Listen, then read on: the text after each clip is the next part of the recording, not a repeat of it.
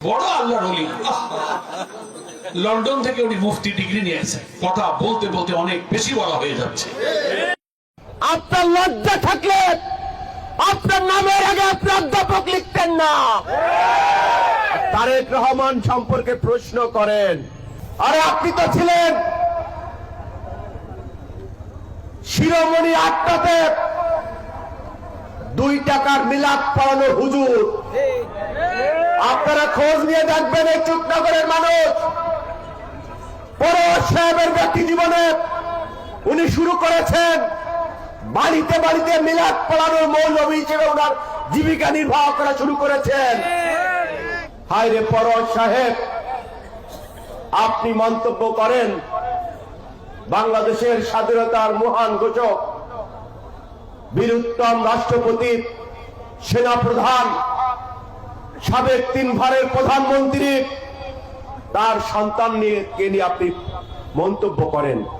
আপনি তারেক রহমান সম্পর্কে প্রশ্ন করেছেন উনি বিলেতি মুক্তি কিনা।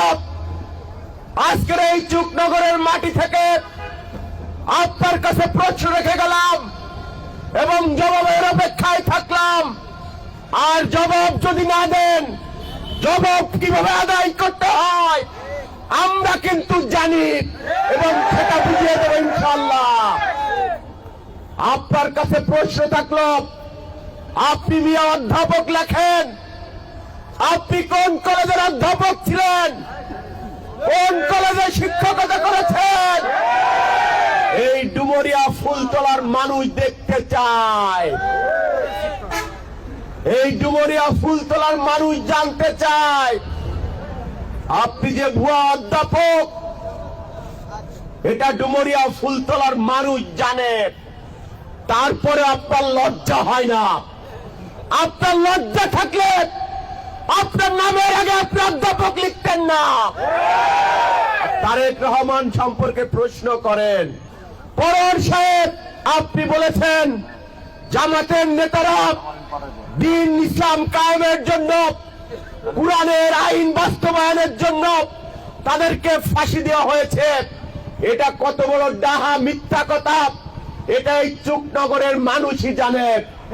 কারণ 1971 সালে এই চুপনগরে যে বর্বরচিত হামলা হয়েছিল, গণহত্যা হয়েছিল, তার সাক্ষী হচ্ছে এই চুপনগরবাসী।